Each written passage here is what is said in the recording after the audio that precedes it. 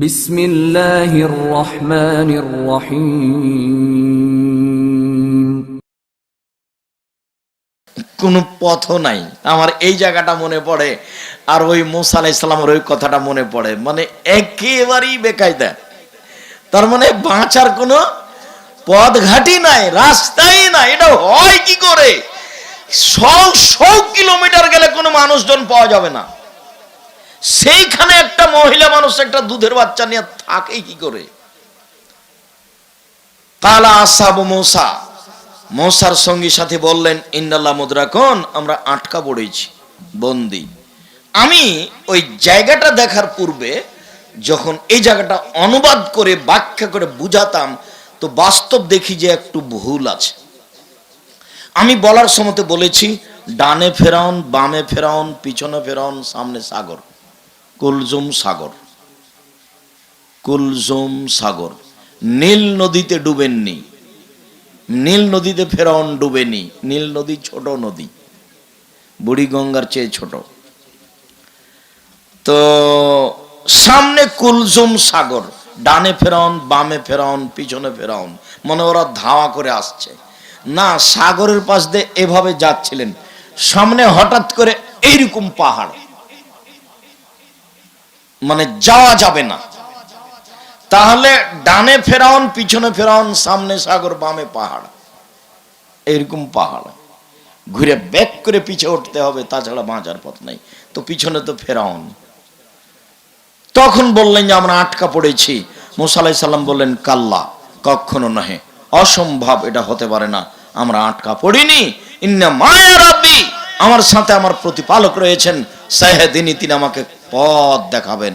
নিজেও জানেন না পথ কি হতে পারে, কি পথ হতে পারে, কোনো পথই নেই। ছোট নদী হলে সাঁতার দিয়ে পারিয়ে যেতেন, কোনো হিসাব নিকাশ নেই। সাগরের কি আর শুরু শেষ, এই সামনে উঠারও কোনো পথ নেই। তাই বলছেন আমরা আটকা পড়েছি। মুসা আলাইহিস সালাম বলছেন, কাল্লা, কখনো নহে, অসম্ভব, এটা হতে পারে না, ফেরাউন আমাকে ধরতে পারবে না।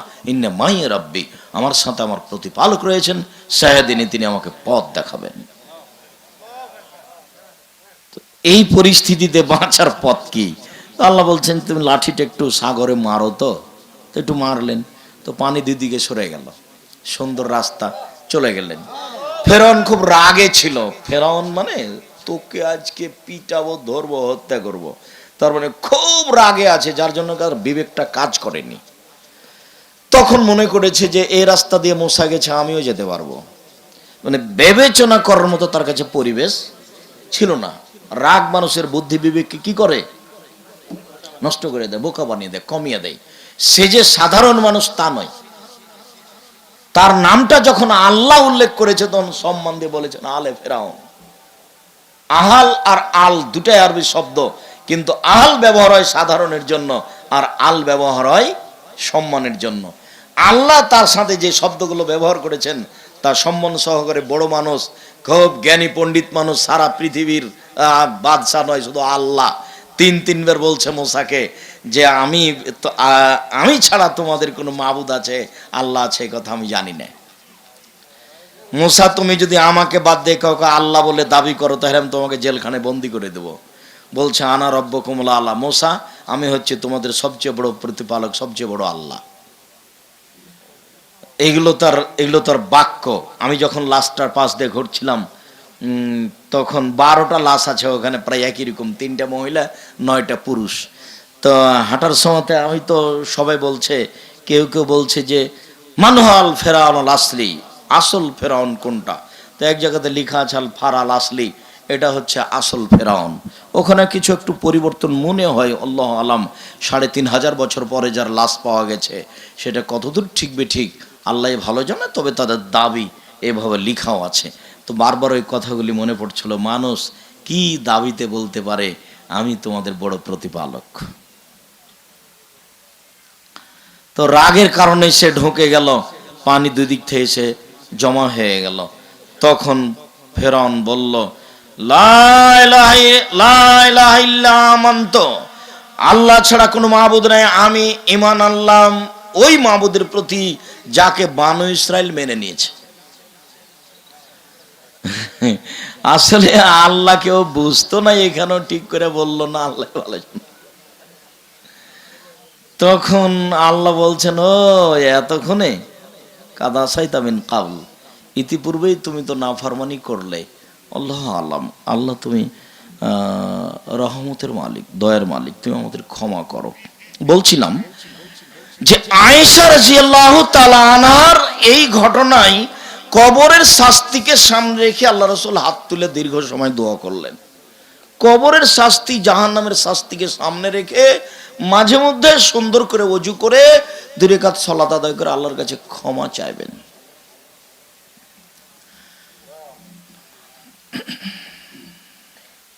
যায়েদ ইবনে সাবিত রাদিয়াল্লাহু তাআলা আনহু বলেন,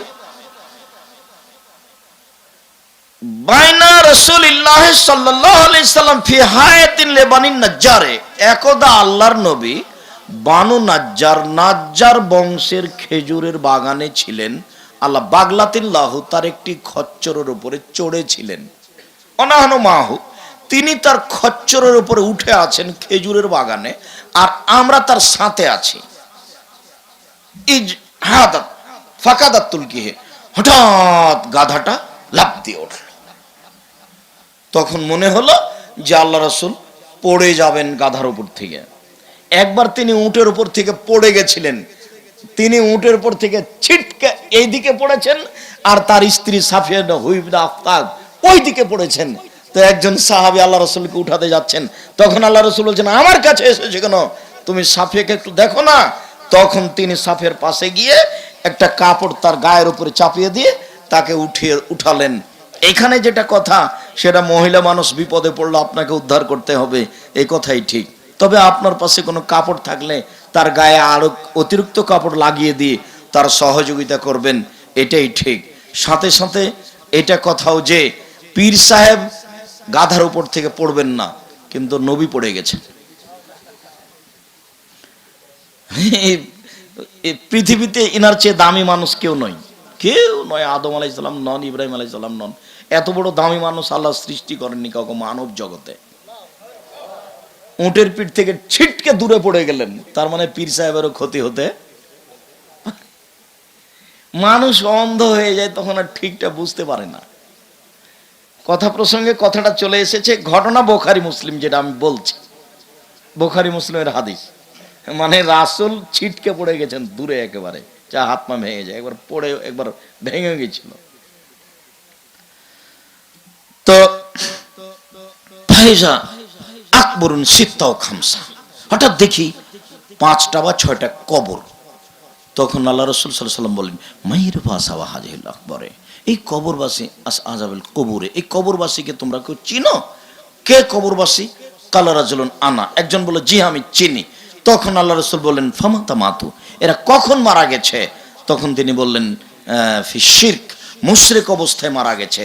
তখন আল্লাহ রাসূল বলছেন, ইন্না হাজিল উম্মাহ লা তুবতালা ফি কুবুরিহিম, এই উম্মতকে তাদের কবরে বিপদে ফেলা হয়, এই উম্মতকে কবরে ফেলে পরীক্ষা করা হয়। কবর বড় বিপদ। সুমাকবালা আলাইনা, তারপর তিনি আমাদের মুখামুখি হলেন। মুখামুখি হয়ে বললেন, তাওয়াদু মিন আযাবিল কবরে, তোমরা কবরের শাস্তিতে আল্লাহর কাছে বাঁচতে চাও? তখন সাহাবীগণ বললেন, নাউযুবিল্লাহি মিন আযাবিল কবর, আমরা কবরের শাস্তি থেকে বাঁচতে চাচ্ছি। তোমরা জাহান্নামের শাস্তি থেকে বাঁচতে চাও? সাহাবীগণ বললেন, আমরা জাহান্নামের শাস্তি থেকে বাঁচতে চাচ্ছি। তিনি বললেন, দুনিয়ার ফিতনা থেকে তোমরা বাঁচতে চাও? সাহাবীগণ বললেন, আমরা দুনিয়ার ফিতনা থেকে বাঁচতে চাচ্ছি। তিনি বললেন, তোমরা পরকালের দাজ্জালের ফিতনা থেকে বাঁচতে চাও? সাহাবীগণ বললেন, আমরা দাজ্জালের ফিতনা থেকে বাঁচতে চাচ্ছি। এই কথাটি আরেকটা হাদিসে রাসূল সাল্লাল্লাহু আলাইহি সাল্লাম নিয়মিত সালাম ফেরার পূর্বে পড়তেন। আবু হুরায়রা রাদিয়াল্লাহু তাআলা আনহু বলেন, কানান নবী সাল্লাল্লাহু আলাইহি ওয়াসাল্লাম ইয়াদু ওয়া ইয়াকুলু, আল্লাহ রাসূল দোয়া করতেন, তিনি বলতেন, আল্লাহুম্মা ইন্নী আউযু বিকা মিন আযাবি জাহান্নাম, হে আল্লাহ আমি তোমার কাছে জাহান্নামের শাস্তি থেকে বাঁচতে চাই। ওয়া আউযু বিকা মিন আযাবিল কবর, তোমার কাছে আমি কবরের শাস্তি থেকে বাঁচতে চাই। আউযু বিকা মিন ফিতনাতিল মাসিহিদ দাজ্জাল, তোমার কাছে আমি দাজ্জালের ফিতনা বিপদ থেকে বাঁচতে চাই। আউযুবিকা মিন ফিতনাতিল মাহি ওয়াল মামাত, তোমার কাছে বাঁচতে চাই ইহকালের বিপদ, তোমার কাছে বাঁচতে চাই বড়কালের বিপদ হতে। আউযুবিকা মিনাল বা'সা ওয়াল মাগরাম, তোমার কাছে বাঁচতে চাই ঋণ কর্জ হতে, তোমার কাছে বাঁচতে চাই বড় পাপ হতে, তোমার কাছে বাঁচতে চাই ঋণ কর্জ হতে, তোমার কাছে বাঁচতে চাই বড় পাপ হতে। আবু হুরায়রা রাদিয়াল্লাহু তাআলা আনহু বলেন, রাসূল সাল্লাল্লাহু আলাইহি সাল্লাম বলেছেন, এজা উকবেরাল মাইয়িত, যখন কোনো মানুষকে কবরে রাখা হয়, আতাহু মালাকানে, তখনই দুইজন ফেরেশতা চলে আসেন।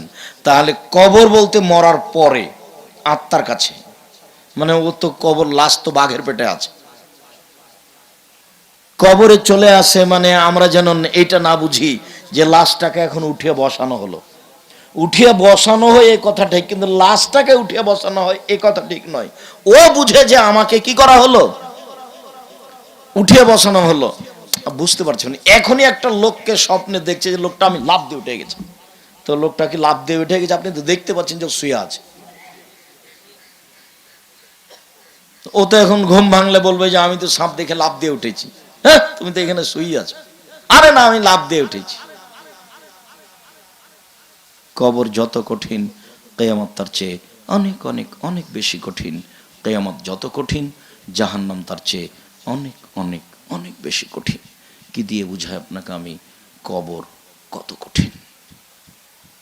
দুইজন ফেরেশতা আসেন, অবাক, আসওয়াদানে রং কালো, আজরাকানে রং নীল, মানে ভয়াবহ আকৃতি, কালো নীল, ভয়াবহ আকৃতি। ইকলেলে আহাদেমাল মুনকার ওয়ালিল আখারান নাকির, একজনকে বলা হয় মুনকার আর একজনকে বলা হয় নাকির। দুটাই শব্দের অর্থ হলো অপরিচিত। মুনকার আর নাকির মানে হলো অপরিচিত, যাকে চিনা যায় না, যাকে আমি কোনোদিন দেখিনি, যার পরিচয় নেই। দুইজনই এসে ফায়াকুলান লাহু, দুইজনই এসে বলবে মানহাজার রাজুল, মানহার রাজুল আল্লাযী বুইসা ফিকুম, তোমাদের মাঝে যাকে পাঠানো হয়েছিল সে কে, তুমি কি চিনো? ফামাল মুমিন, ওই যদি মুমিন হয় তাহলে বলবে আব্দুল্লাহ রাসূলুহু, হ্যাঁ তিনি আল্লাহর বান্দা এবং তার রাসূল। এই কথা বলার পরে বলবে আশহাদু আল্লা ইলাহা ইল্লাল্লাহ ওয়া আন্না মুহাম্মাদার রাসূলুল্লাহ, আমি সাক্ষ্য দিচ্ছি আল্লাহ ছাড়া কোনো মাবুদ নাই, আমি সাক্ষ্য দিচ্ছি মুহাম্মদ আল্লাহর রাসূল। এই কথা যখন বলবে কবর থেকে, ও তখন আর দুইজন বলবে কাতকুনা না আলবান্না তাকুল হাদা, হ্যাঁ হ্যাঁ আমরা জানি তুমি এটাই বলবে, আমরা জানি তুমি এটাই বলবে। এই কথা বলার পরে এই রাসূল সাল্লাল্লাহু আলাইহি ওয়াসাল্লাম বলছেন সুম্মা ইউফসাহু লাহু কবরুহু সাবুনা দিরান ফি সাবিনা, এরপরে তার কবরটাকে 70 গজ প্রশস্ত করা হবে। মানে অনেক, 70 শব্দটা আরবিতে বেশির জন্য ব্যবহার হয়, মানে অনেক প্রশস্ত করা হবে। অন্য হাদিসে এসেছে মাদ্দা বাসারেহি, তার চোখের পাওয়ার যত দূর পর্যন্ত যাবে কবরের প্রশস্ততা তত দূর হবে। তার মানে আর মনে হবে না কোথাও আর আছে। আপনি এখন দেখেন ওইদিকে যত দূর দেখতে পাচ্ছেন, এখন কি আপনি বুঝবেন যে আমি ঘেরার মধ্যে আছি? তো মাদ্দা বাসারেহি, চোখের পাওয়ার যত দূর যাবে, মানে এখনো বুঝবো যে আমি কোনো ঘেরার মধ্যে নেই, একটা বেশ শান্তিপূর্ণ পরিবেশে আছি। তারপরে দুইজন ফেরেশতা বলবেন নাম, ঘুমিয়ে যান। তখন বলবে জি না, আর জেলা হলে আমি পরিবারের কাছে যাব, ফকবের রহম, আমি তাদেরকে আমার এই ভালো অবস্থাটা বলে দেবো, আমি বলে দেবো আমি তাদের কাছে যাব। ফায়াকুলান লাহু, দুইজন তখন বলবেন না না, নাম কা নাউমাতিল আরসে লা ইউকিজুহু আল্লাযী ইল্লা ইহুব্বু আলাইহি, না তুমি ঘুমিয়ে যাও বাসর রাতের ঘুমানোর মতো, যাকে তার অতীব প্রিয় মানুষ ছাড়া কেউ জাগায় না। তুমি ঘুমিয়ে যাও বাসর রাতের ঘুমানোর মতো, যাকে তার অতীব কাছের মানুষ ছাড়া কেউ জাগায় না, সেই দিনের মতো তুমি ঘুমিয়ে যাও। এক মিনিট, কবরের সময়সীমা কত? মানুষের হিসাব নিকাশে কারো কারো পৃথিবীর জন্ম প্রায় 4000 কোটি বছর, আরো 4000 কোটি বছর থাকবে, একটা মানুষের ধারণা। অনুমান যদি কারো কারো ধারণা প্রায় 10,000 বছর হতে পারে, 10,000 বছর হোক বা যেদিনই হোক, আদম আলাইহিস সালাম কবরে গেছেন, আহাল পরিবার ছেলে মেয়ে গেছেন, তারা কতক্ষণ আছেন? যুগ যুগ, কাল কাল, বছর বছর, শত শত বছর পড়ে আছে। তাহলে কবরের সময়সীমা কতটুকু? কবরে থাকার সময়সীমা হলো অতটুকু যে বাসর রাতের সময়সীমা যতটুকু। তো আব্দুর রাজ্জাক সাহেব এটা একটু বুঝিয়ে বলবেন। হ্যাঁ, রাত্রি 11টার সময়তে স্ত্রীর কাছে বাসর রাতে গেল, তারপর মাথায় হাত দিয়ে দোয়া পড়লো, তারপরে 2 রাকাত সালাত আদায় করলো, তারপর কিছু গল্প কথাবার্তা হলো, তারপর দাম্পত্য জীবনে গেল, তারপর কিছু কথাবার্তার পরে অনুমান ঘুমাতে গেল, রাত 3টা হয়ে গেছে। একটা ধরে নি এখন ফজরের আজানের সময় 5টা, 5:30। তো এখন মোটামুটি তাহলে ঘুমালো 2 ঘন্টা বা 2.5 ঘন্টা বা 3 ঘন্টা। তাহলে কবরের সময়সীমা হলো 2.5 ঘন্টা, 3 ঘন্টা, 2 ঘন্টা, 1.5 ঘন্টা। ভালো মানুষের জন্য, ভালো মানুষের জন্য কবরের সময়সীমা হলো এইটা। বুঝাতে পারিনি মনে হয় আপনাকে। আর ভালো মানুষের জন্য বিচারের মাঠের সময় হলো ফরজ সালাত আদায়ের সমান। 4 রাকাত জোহরের সালাত আদায় করতে যত সময় লাগবে, আপনার বিচারের মাঠে বিচারের সময় হবে ততটুকু। তবে একদিন সমান 50,000 বছর। কারো যদি 3 দিন দেরি হয় বিচার হতে, তাহলে তাকে 1.5 লক্ষ বছর থাকতে হবে। হিসাব নিকেশ মাথাতে নেই, ওগুলো মানুষ বুঝতে পারবে না, বলবে আল্লাহ তুমি ক্ষমা করো, আমার ভুল হয়েছে। সহজ পথে আসেন, সহজ পথে আসেন। পাপ যতই হোক, পাপ হতে হতে আকাশ জমিন ভর্তি হয়ে যাক, তাতে আসে যায় না। খালি আপনি বলতে শিখেন, আল্লাহ আমার ভুল হয়েছে, তুমি আমাকে মাফ করো। আস্তাগফিরুল্লাহ ওয়া আতুবু ইলাইহি, আস্তাগফিরুল্লাহ আল্লাযী লা ইলাহা ইল্লা হুয়াল হাইয়ুল কাইয়ুম ওয়া আতুবু ইলাইহি। আল্লাহ তাআলা বলছেন, ইয়াবনাল আদম লাউ বালাগাত যুনুবুকা আনানাস সামায়ে, আদমের ছেলে মেয়ে শোনো, তোমাদের পাপ বেশি হতে হতে যদি আকাশে লেগে যায়, ফাস্তাগফারতানি, তুমি যদি আমার কাছে ক্ষমা চাও, গাফারতু লাকা, আমি তোমাকে ক্ষমা করে দেবো, ওয়ালা উবালি, আমি পরোয়া করি না তুমি কত বড় পাপী। হিসাব নিকাশে যে কোনো লাভ নাই, টিকতে পারবেন না, কুলাতে পারবেন না। অতএব সবচেয়ে ছোট দোয়া ব্যবহার করেন দিন রাত, আস্তাগফিরুল্লাহ ওয়া আতুবু ইলাইহি, রব্বি ইন্নী যালামতু নাফসি ফাগফিরলি। 1 থাপ্পড় দিয়ে মুসা আলাইহিস সালাম 1 লোককে মেরে দিলেন, মরা পর্যন্ত বলতে থাকলেন, রব্বি ইন্নী যালামতু নাফসি ফাগফিরলি, হে আমার প্রতিপালক, আমি ভুল করেছি, তুমি আমাকে মাফ করো। আপনি ছোট একটা বলতে থাকেন, আস্তাগফিরুল্লাহ ওয়া আতুবু ইলাইহি, আমি তার কাছে ক্ষমা ভিক্ষা চাই, তার নিকট ফিরে যেতে চাই। ঘন ঘন বলেন, উঠতে উঠতে বলবেন, চলতে চলতে বলবেন। আর সহজ পথ, ব্যাগ ভর্তি করবেন নেকি দিয়ে, কি? সূরা ইখলাস 3 বার পড়লে কি হবে? 1 বার কোরআন মাজিদ পড়ার সময় ভুলেও যেন সূরা হাসরের 3 আয়াত পড়িয়েন না। সূরা হাসরের 3 আয়াত পড়বেন, যখন ওই সূরাটা পড়বেন তখন কি হবে? অক্ষর প্রতি 10 নেকি হবে। সূরা হাসর পড়লে কিছুই হবে না, কি হবে? অক্ষর প্রতি 10 নেকি হবে। সূরা ইয়াসিন পড়লে কিছুই হবে না, কি হবে? অক্ষর প্রতি 10 নেকি হবে। সূরা রহমান পড়লে কিছুই হবে না, কি হবে? অক্ষর প্রতি 10 নেকি হবে। সূরা বাকারার শেষ 2 আয়াত পড়লে ব্যাগ ভর্তি হয়ে যাবে। পড়ে লুটে নেকি ব্যাগ ভর্তি করে নেন। 1 অক্ষর পড়লে যা চাইবেন তাই হবে, জমজমের পানির মতো। সূরা ইখলাস পড়েন 3 বার শোনা, 1 বার কোরআন। মানুষ বসে সময় কাটাচ্ছে, গল্প গুজব করে, দোকানে আড্ডা পিটে, কে কাকে বোঝাই। আম্মাল মুনাফিক, যদি মুনাফিক হয়, তাকে যদি 2 জন বলে, কি খবর তুমি? তো বলছে আমি ওগুলো জানি না, লোকে যা বলতো তা বলতাম। তখন হ্যাঁ আমরা জানি তুমি এটাই বলবে। এইটুকু বলার পরে তারা 2 জন বলবে জমিনকে, ফায়াকুলানি লিল আরজে, জমিনকে বলবেন, ইলতাইমি আলাইহে, জমিন তাকে চেপে ধরো। ফাতালতায়ামু আলাইহি, জমিন তাকে চেপে ধরবে। রাসূল সাল্লাল্লাহু আলাইহি ওয়াসাল্লাম বলছেন, ফাতাখতালিফু আজলাহু, এমন ভাবে চেপে ধরবে, ডান দিকের হাড় বাম দিকের হাড়ের ভিতরে একবার কড়কড় করে ঢুকে সবার জমা দেবে, চ্যাপ্টা হয়ে যাবে। আস্তাগফিরুল্লাহ ওয়া আতুবু ইলাইহি, আস্তাগফিরুল্লাহ ওয়া আতুবু ইলাইহি, আস্তাগফিরুল্লাহ। আল্লাহুম্মা নাউযু বিকা মিন আযাবি জাহান্নাম, আউযু বিকা মিন আযাবিল কবর, আউযু বিকা মিন ফিতনাতিল মাসিহিদ দাজ্জাল, আউযু বিকা মিন ফিতনাতিল মাহি ওয়াল মামাত, আল্লাহুম্মা নাউযু বিকা মিনাল মাসামি ওয়াল মাগরাম। পরের বাক্যে রাসূল সাল্লাল্লাহু আলাইহি ওয়াসাল্লাম বলেন, ওয়া ইউকাইওয়াজু আলাইহি আমা ওয়াসাম। এইবার এটা হওয়ার পরে আর একজন ফেরেশতাকে নির্ধারণ করা হবে, ও কানে শোনে না, চোখে দেখে না। দেখেন মানুষকে শাস্তি দেওয়ার জন্য আল্লাহ কিভাবে ব্যবস্থা করেছে। কানে শোনে না, চোখে দেখে না। মাহুমির জাবাতন, তার হাতে একটা লাঠি থাকবে, লাউ জোরাবা জাবালাল্লাহ সরাতরাবান, ওই লাঠি দিয়ে যদি হিমালয়ে মারা হয় তাহলে হিমালয় ধুলা হয়ে যাবে। ফায়াজরাবু বিহা, সে দিয়ে লাঠি দিয়ে তাকে মারতে থাকবে। ফায়াসিহু সাইহাতান, সে বাপরি মারি করে চিৎকার করবে। ইয়াসমা মা বাইনাল মাশরিক ওয়াল মাগরিব ইল্লা সাকালাইন, সারা পৃথিবীর জীবজন্তু শুনতে পাবে তার চিৎকার, মানুষ আর জিন শুনতে পাবে না। প্রাণী শুনতে পায়, ভুলে গেছেন মনে হয়। ওই যে আগের ঘটনাটা, আল্লাহ রাসূল গাধার উপরে চড়েছিলেন, গাধাটা লাফ দিয়ে উঠেছে, মানে ওই কবরের শাস্তি শুনে লাফ দিয়ে উঠেছে। কোনো কোনো সময় গরু দেখবেন চড়ছে আর কানটা খাড়া করে আছে, অথচ কিছু দেখা যায় না। সব পশু প্রাণী জীবজন্তু সবকিছু বুঝতে পারে, মানুষ এবং জিন বুঝতে পারে না। 50,000 কোটি কিলোমিটার দূরে যা কিছু আছে ও শুনতে পায় এই কবরের চিৎকার। তাহলে আপনাকে আমি বুঝাইতে পারবো এটা কত জোরে চিৎকার করছে। কি দিয়ে বুঝাই আপনাকে আমি কবর কাকে বলে? কবর যত কঠিন, কিয়ামত তার চেয়ে অনেক অনেক অনেক বেশি কঠিন। কিয়ামত যত কঠিন, জাহান্নাম তার চেয়ে অনেক অনেক অনেক বেশি কঠিন।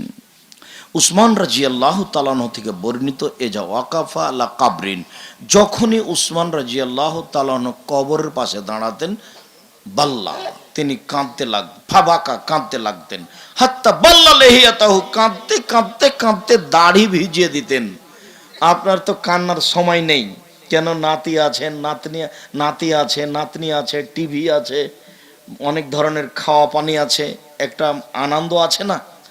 আপনি কাঁদবেন কখন? কাঁদার তো পরিবেশ নেই। অনেক গল্প আছে, ছেলে মেয়ে আছে, ঢাকায় কে আছে না আছে, লন্ডন আমেরিকায় কে আছে, তার একটা ব্যস্ততা আছে, আনন্দ ফুর্তি আছে, বড় মাছ নিয়ে আসা হয়েছে, এগুলোর মানে হিসাব নিকাশ অনেক। কাজে কাঁদবেন কি করে? কবরের পাশে দাঁড়াইলেই কাঁদতেন, কাঁদতে কাঁদতে চোখের পানিতে দাড়ি ভিজে যেত। ফকির আল্লাহ তাজকুল জান্নাতুন নার আফলা তাবকি ওয়া তাবকি মিন হাজা, তাকে বলা হলো, আচ্ছা উসমান, আপনি জাহান্নাম জান্নাতের কথা বলেন, তখন তো এত কাঁদেন না, কিন্তু কবরের পাশে দাঁড়ালে আপনি এত কাঁদেন কেন? তখন উত্তর তিনি বলছেন, দেখুন রাসূল সাল্লাল্লাহু আলাইহি সাল্লাম বলেছেন, ইন্নাল কবর আউয়াল মানজিল মিন মানাজিলিল আখিরা, ফানাজা মিনহু ফাবাদহু আইসার মিনহু ওয়া লাম ইয়ানজু মিনহু ফাবাদহু আশাদ্দু মিনহু। মানুষের মরার পরে প্রথম বিপদ হলো কবর। যদি মানুষ কবরে বেঁচে যায় তাহলে এরপরে যত স্তর আছে সব সহজ হয়ে যাবে। মানুষ যদি কবরে বাঁচতে না পারে তাহলে এরপরে যত স্তর আছে সবার জটিল ও কঠিন হয়ে যাবে। কবর যত কঠিন, কিয়ামত তার চেয়ে অনেক বেশি কঠিন। কিয়ামত যত কঠিন, জাহান্নাম তার চেয়ে অনেক অনেক অনেক বেশি কঠিন। কি দিয়ে বুঝাই আপনাকে আমি জাহান্নাম কত কঠিন? সম্মানিত দিনী ভাই বোন, কবরের শাস্তি থেকে বাঁচার পথ কি? সংক্ষিপ্ত বিবরণ, অনেক ছেড়ে দিয়ে সংক্ষিপ্ত। আরেকটু এখানে আরেকটু, যখনই লোকটা কবরে আছে, আত্মার জগতে আছে, ফায়াতিহি রাজুলুন, হঠাৎ একটা লোক তার সামনে আসবে। আহসানুল ওজহে, চেহারাটা খুব সুন্দর, টকটকে ঝকঝকে। হুসনু সিয়াবে, সুন্দর কাপড় পরে। তিবুর রিহে, খুব সুগন্ধিপূর্ণ আতর মেখে। আসতেই বলবে যে বাশির, আপনি একটু সুসংবাদ গ্রহণ করুন। তখন আপনি বলবেন, আপনি কে? এইভাবে হঠাৎ করে এসে এত সুন্দর চেহারা দিয়ে আমাকে স্বাগতম জানাচ্ছেন, সুসংবাদের কথা বলছেন, আপনি কে? তখন ও বলবে, আনা মালক, আমি আপনার কর্ম, আমল। মানুষের আকৃতিতে আসবে, সুন্দর আকৃতিতে।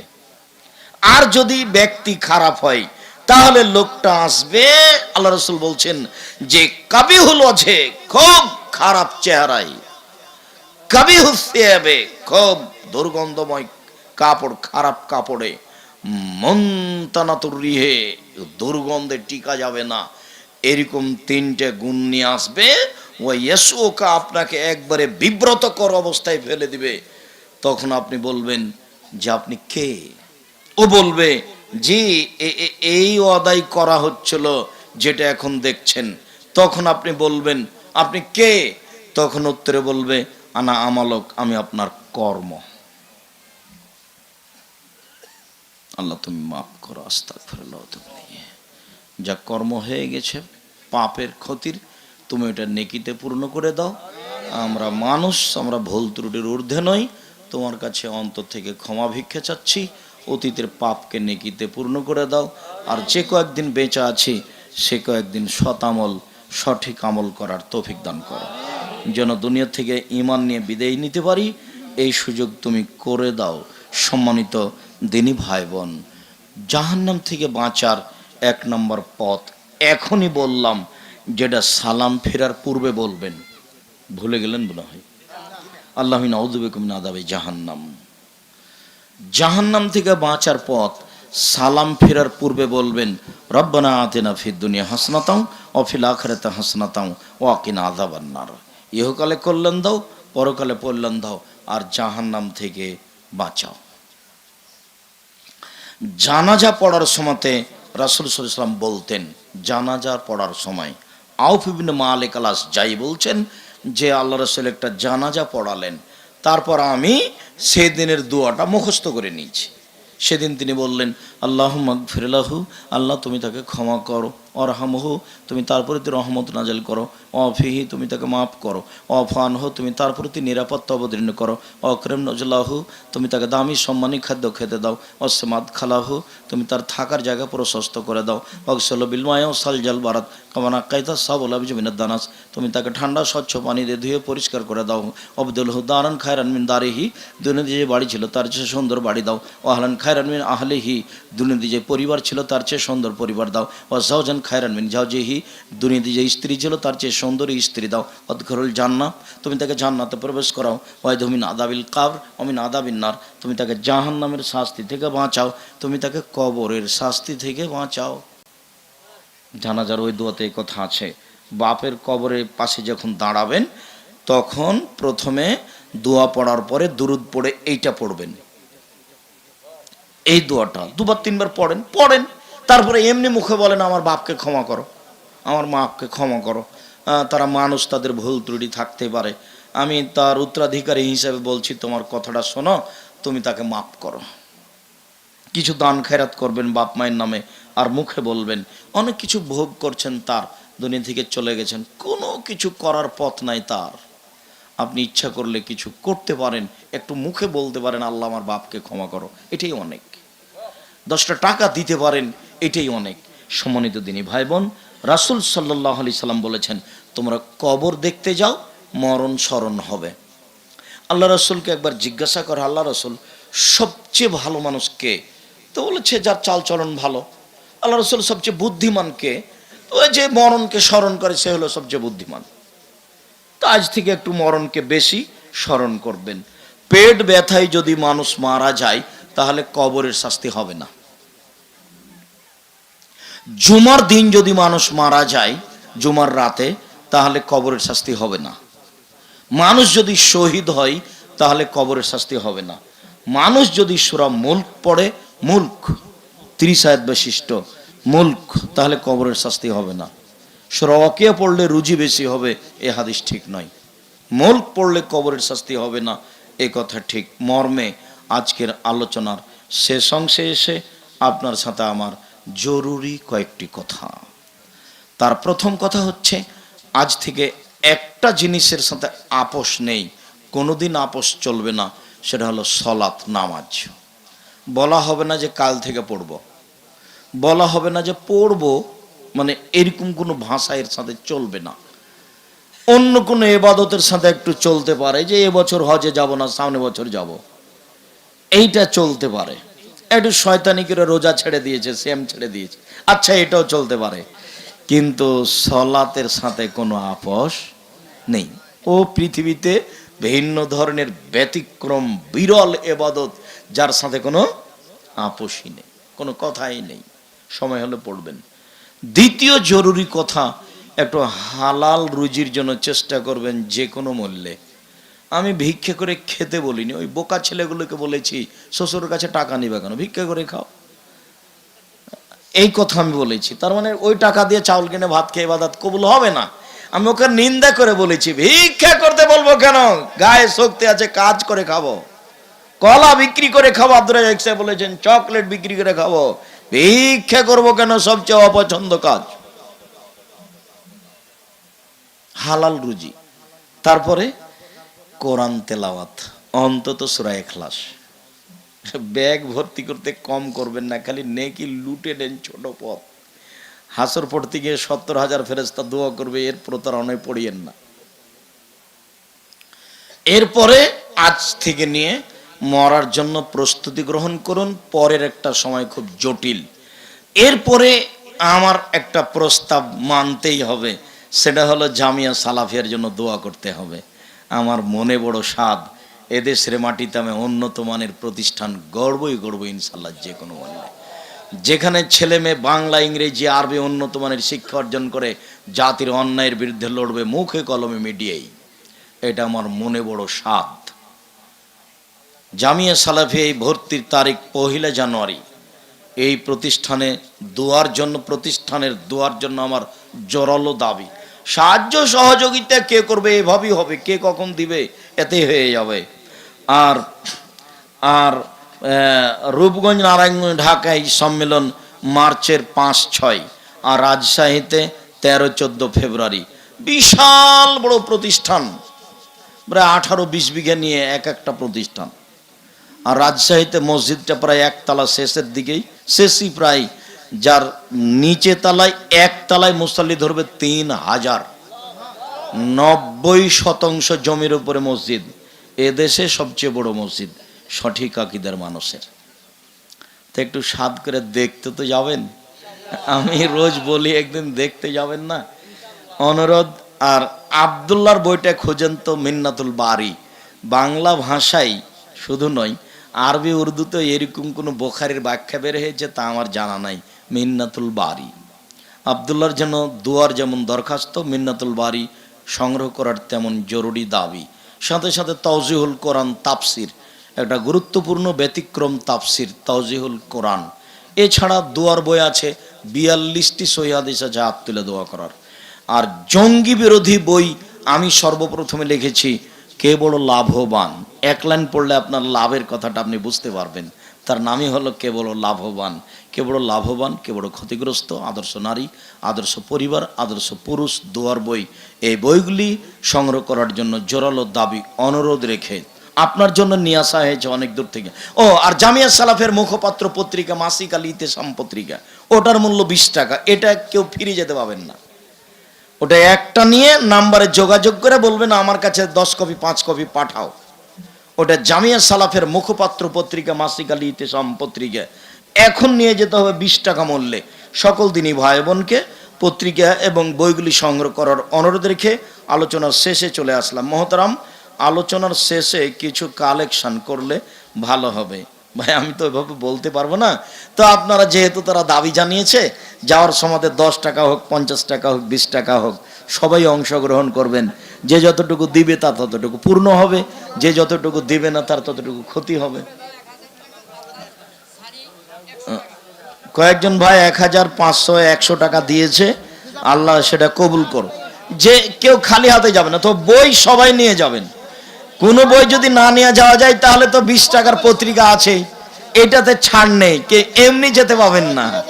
অনুরোধ রক্ষা করবেন, সাহায্য করে যান, সহযোগিতা করে যান। আর পত্রিকা এবং বইগুলি